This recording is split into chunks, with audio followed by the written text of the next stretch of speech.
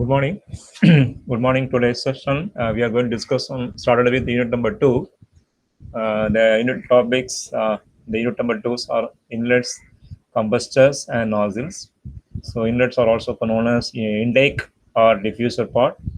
Next one is the combustion chamber or combustors. The third one is the exhaust nozzle or nozzle of a jet engine. So these are all the major components of a jet engine. Inlets or intake or is often known as a diffuser passage, then a combustion chamber, and then a nozzle.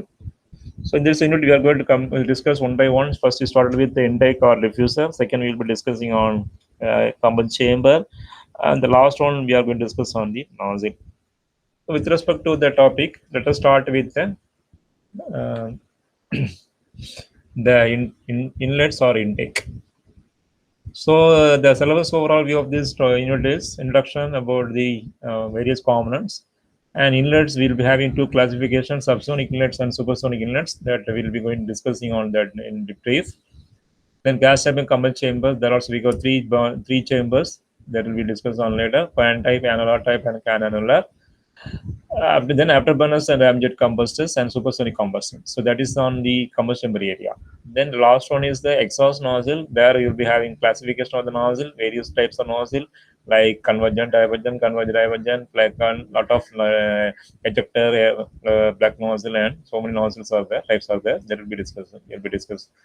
And then the last we will be going on with some numerical problem related to this index, combustion chamber, and nozzle.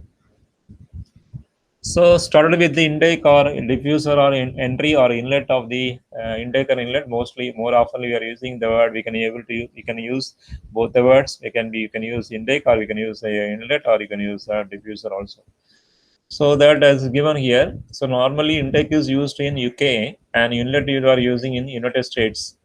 Okay, that is the first component of the jet engine. As you know, the entry component or the first component of the jet engine is nothing but intake. So these are mostly used to manufacture by airframe manufacturers in coordinate with Indian manufacturers. So it is a kind of frame object. So we go to consult with the manufacturing of the airframe along with the engine operators. The intake will be manufactured or prepared manufacturers. So depending upon the requirement of the engine or whether it depends upon the requirement of the compressed air or diffused air passage, we may have more number of intake. It may be one or more intakes may also have on the and on of an aircraft. So that requirements, what are the requirements has to be fulfilled by the intakes? What are the requirements? What is the performance? What is the requirement of this engine? Sorry, intake for an engine. So what is the first object? You see, no, it is the intake purpose or intake or diffuser or inlet is meant for collecting air from atmosphere and has to be allowed to this compressor before it's entering to the compressor in a form of a compressed, diffused, pressurized airflow. So the air from atmosphere has to be taken into the diffuser or intake passage. That's the first objective. So delivers exact amount of air required for different flight phases. So depends upon different phase of flight phases. Based on the requirement, we need to allow to provide the exact amount of air. That is the first objective of an intake. That is very important. With respect to angle of attack, wide spectrum of angle of attacks and slide splits. So diffusers, that intake or inlet is meant for, as I mentioned it earlier, it is also known as diffuser. So it diffuses air with maximum static pressure rise, and as well as it has to maintain a minimum total pressure loss. As you know, whenever we are using certain components like diffuser or compressor or turbine or chamber, the losses should be minimized. That is very essential. So the minimum loss, minimum total pressure loss means stagnation pressure loss. So wherever we are using the term total pressure, total temperature means means it's a stagnation. Then other thing is static. So we know that we have two different states of properties, like one state is known as stagnation state, other state is static state. So this diffuser should have the requirement of having maximum static pressure rise as well as the minimum total pressure loss. As well as it should recover. So that will be due to the angle of attack. So there will be some distortion or separation of flow with respect to the angle of attack and the minimum. Then you have to maintain uniform flow. That is very required. The uniform flow is required. So it has to be recovered the flow distortion or separation at large angle of attack to achieve as minimum uniform flow as soon as possible, maximum as possible. So the objective is to provide uniform flow that can be achieved by having the recovering the distortion and separation of at large angle of attacks. So next requirement is should have possible external track, very least possible external. It should have very less track. That external track should be the minimized. Should be minimized by if you are using intake. It should have good starting. It should have some stable operations. That is, a provide good starting and stability. It should achieve low signature of acoustic, radar, or some like or disturbances. Has to be a very for noise suppression and stealth requirements. It should be minimum weight. It should have a low weight and low cost while meeting life and reliability goals. So these are all the major requirements of intake. What are the requirements of the ins or need of the ins requirement or need of the intake is to provide sufficient amount of required static pressure rise with minimum pressure loss. Avoid distortion has to be minimized. Then it should be low cost, low weight, very good starting capability. It should be very stable in operation, less external drag onto the system. Distortion and separation at large angle has to be recovered to provide a uniform flow through the system of engine, while this passage of air has to be reached the compressor area. So as I mentioned earlier, there will be two classifications of intake. One type of intake is known as subsonic intake. Other type is the supersonic intake. So as you mentioned, subsonic and supersonic related to which parameter? Vamsi? Sir, I couldn't get you, sir. Can you repeat? Subsonic and supersonic related to which parameter? Sir, Mach number, sir. Yeah, Mach number is correct. So Mach number. If it is Mach number less than that, that less than one, it's known as subsonic. Is more than one, it is supersonic, and other than that, more than that, it is hypersonic. And if it is exactly at one, it is known as sonic conditions. So the subsonic inlet and classification, subsonic intake and their performance. So the subsonic, as I mentioned earlier, it depends on the Mach number of flow. So air from the stream have some velocity called as air velocity or fluid velocity, and that flight velocity also that flight is flying. So that intake operation with respect to Mach number less than one, there we are using subsonic intake Mach number. The case which is a area ratio and the corresponding Mach numbers tends to give some performance is known as is the subsonic intake. There will be some two diffusion or compression. As you know, it is a rise in pressure, so we can call it as a compression also. It is a diffusion actually. So there will be two kind of compression or diffusion. One is internal diffusion or internal compression. Other one is external or external diffusion or external compression. So pre-entry. Before entry, we may have some compression. It's called as expansion. Sorry, diffusion is called as pre-entry compression or pre-entry diffusion. An internal system of the diffuser will be having some diffusion that is called internal diffusions. So these two components coming together is the performance of subsonic intake. So as you know, that compression and expansion all are isentropic. So pre-entry compression is always isentropic, but whereas the internal compression is not. It is non-isentropic. So entropy remains constant whenever we are discussing on the pre-entry compression or the external compression or external diffusion. That is known as the compression flow is in the form of isentropic flow. The compression is isentropic. There we would use isentropic relation P naught by P naught 2 by P power gamma by gamma minus 1 is equal to T naught 2 by T naught 1 like that. So you can use that relation P raised to gamma equal to constant. That means P raised to gamma equal to constant. P1 V1 raised to gamma equal to P2 V raised to gamma equal to P3 V3 gamma like that. It will be isentropic. If it is non-isentropic, it may not be able to use this relation. That means there are certain losses due to this flow. There will be some efficiency that is known as isentropic efficiency. That tends to give the idea about the flow, whether the flow is isentropic or non-isentropic. So the subsonic intake has having two component efficiency, as I mentioned earlier. There will be a two flow. One is internal flow, other one is external flow. So you can able to see the diagram. There will be three zone of action: zone one, zone two, and zone three. This is related to internal flow separation. So you see that in the engine inlet, separation can take place in any one of the three zone in figure. So for example, if it is taken place in the external zone in zone one is the external zone. The separation of the external flow in zone one may happen. This may result from local high velocities and because of low to high velocity, there will be a subsequent deceleration over the outer surface. This will lead to high Nessel drag subsequently. So this is either zone 2 or zone 3, there will be a separation at the internal surface takes place. So depending upon geometry of the duct and operating conditions, zone 3 may be the quite large adverse pressure gradient. There will be some large adverse pressure gradient at the zone 3 happens. So that is the internal flow. So with respect to external flow, so whenever you're discussing an external flow, there will be a spillover or spillage due to the stream of flow with respect to the entry area and the allow capturing area. There will be two area. One area is called as capture area, other one is the free stream area. So free stream area and capture area depends upon the area variation, whether it is lesser than or more than that of free. So if you are assuming you'll be have free stream area with more amount of air, but capture area is very minimal. What will happen?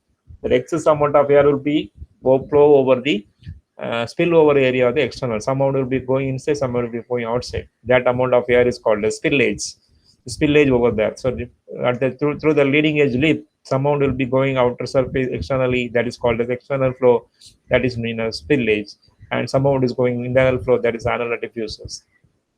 So that only mentioned here. So whenever there will be a spillage, that will leads to increasing in the track. So because of that, there will be a separation on the coal takes place. That is the coal is the coal lip. That is the entry region point that is called the coal lip. And the entry of the intake portion, that is the lip, is called the coal lip, or that on the coal lip there will be a separation due to this spillage as well as the increasing fact happen. So that due to have some losses that will divide loss between decomposed extra and density to operating conditions. So this will give you the idea about the external flow. They use, as I mentioned earlier, they will be having some three different area. The airstream flow with velocity u and pressure p. So pa and ua correspond to that one. The exit is ue and pe. There will be on the maximum area, is a max. The inlet area of the intake is ai. The corresponding velocity correspond to intake is ui. So ua. The thrust acting on the system is called as F. So there will be some mass rate of air with respect to the free stream, mass rate of A, M dot A, and U dot A is UA. So with the different stream of flow, there will be a velocity stream and area stream, and the what I call this mass flow rate also. So with respect to this, we will be able to define the area ratio correspond to the external flow A max by AI. The diffuser area ratio is known as diffuser area ratio with respect to external flow. A max by AI is equal to 1 plus 1 minus UA by UA square into 1 minus CP max by S into CP max. So S is the span, and that CP max is known as the performance, the coefficient, and UA velocity correspond to the entry intake area as well as the free stream area of UA. So that will tends to give max and AA area also. So and then this will this equation derived from applying the condition this balancing the entry energy in energy out, velocity mass flow momentum in momentum out, like that. So using the concept of balance of the flow balance at the momentum balance and mass balance and all, using equating and using the concept, you may able to derive this expression. You may be able to arrive with this expression. A max by A is equal to what? That is 1 plus 1 minus UA the whole square into 1 minus CP max by S into CP max. This is expressed for the external diffuser. So this is the actual diagram of the subzone intake, already we discussed. So these are the some performances of subsonic intake. There are the four performance during takeoff. What is the effect? How these subsonic intake act during climbs? How the subsonic act during cruise? How it act during top speed? How it act? You see there the diagram. During takeoff, first diagram, the core lip and the entry and exit of the region. The infinity defined free stream area and capture area, free stream flow. The area entry is the AI. So as you know, the capture area is collecting a lot of air from the atmosphere. Some amount will be allowed to flow. So in the diagram, you see the amount of air during takeoff. That amount of air flow is the area is in increasing manner. Free stream area is taking air, collecting air. Then after during climb condition, the area reduces, capture area reduces. Then certain amount of air only allowed to flow during the flow condition. Then again during cruise level, Furthermore, decrease in the capture area and correspond to the inlet area. Further, at the end of the last during top speed level operation, that capture area is very very low. We allow to flow is less amount of air. Some amount will be going through. Then separation takes place at the surface of the internal surface. You can able to see the diagram. There will be a possibility of flow separation. So, okay, with respect to capture area and AA, max and AA, we may able to define whether the flow is internally flow or it is having some spillage over there. You see, you're able to see all the amount of air tries to allow to flow inside the compressor diffuser, so that in the proper diffusion can take place, internal diffusion can take place.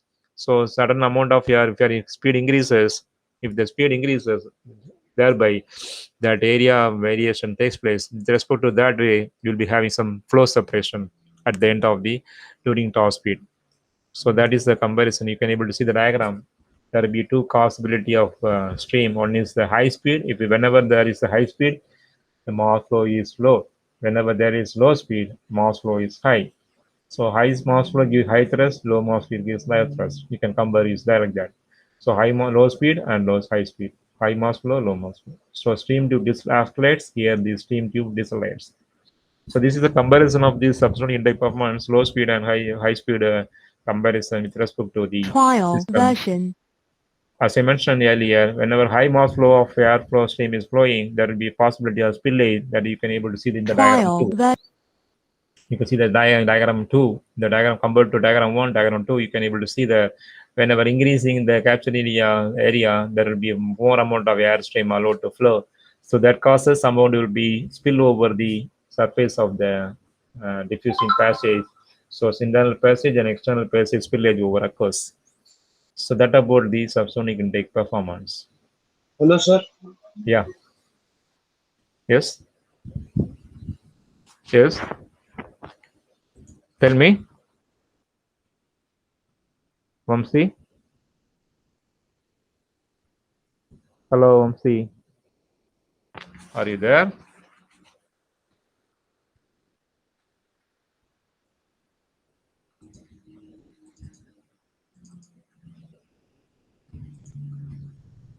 Okay. Sir, Vamsi. tell me. Hello, sir. Yeah. Tell me. Sir, I have a doubt. That is Hmm. what is the effect of pressure in the exit velocity? What is the effort of pressure in the exit velocity? What is that question?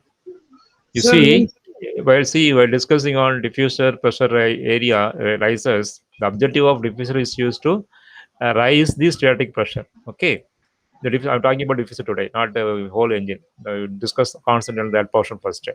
So why okay. we are allowed to flow certain amount of air that having certain velocity called as fluid velocity. Right? Am I right? I Yes. right. Then which correspond to the flight is flying. The flight also having certain velocity flight speed. So if you are using subsonic Mach number in subsonic intake inlet conditions, what will happen? That velocity is less than one, Mach number less than one, that correspond to sort of velocity of flow. So with respect to velocity of flow, there will be some pressure that is called as the pressure condition of the entry of the diffuser. So at the exit, when the diffused passage of flow takes place, the passage of diffusers takes place. The internal diffusion is the non-isentropic, but the diffusion, the pre-entry is diffused is isentropic. Because of that, diffusion at the exit of the exit condition of the diffuser with the velocity of flow, pressure increases. So that's why pressure rise occurs. Static pressure rise, pressure increases. So with respect to the exit of the diffuser passage, pressure decreases, the P2 by P1. So that ratio is known as, that ratio is called as P2 by P1 or P1 by P2 ratio, that is known as diffuser pressure ratio. That's it. The Okay. correspondingly will be having temperature, that is known as temperature ratio, and velocity tends to give some idea. You see that diagram, 1 to 2, 2 to 3, the velocity and temperature relations. So half V squared by Cp, another one is half V2 squared by Cp. V1 squared is the entry of the diffuser, V2 is the exit of the diffuser. Correspondingly, pressure changes occurs. So this you know that as at a point or 2, there will be a pressure as constant pressure. At a point at 0 2, pressure also that a particular pressure curve. P naught A was pressure curve. So you see no, that is that as you know the compression or diffusion both are with respect to isentropic. Okay. So for a particular entropy condition, entropy C A to 1, 1 to 2 all are in the same vertical line. That means isentropic. There will be having a dotted line with 1 to 2. That is the non-isentropic. So because of these changes with respect to the velocity and kinetic energy changes, tends to cause some pressure energy conversion. So kinetic energy converted into pressure energy with respect to the what I call energy equation. As you know, the energy equation that of h naught plus coffee squared equal to h constant. That means h naught 1 squared plus coffee 1 squared equal to h naught 2 squared plus coffee 2 squared. So in terms giving h naught term giving temperatures T naught and T naught. That T naught correspond to some pressure P naught. So that till tends to give some ratio that is mentioned as pressure ratio is called as static pressure rise of a diffuser. Got it? Yes, sir. Okay, fine.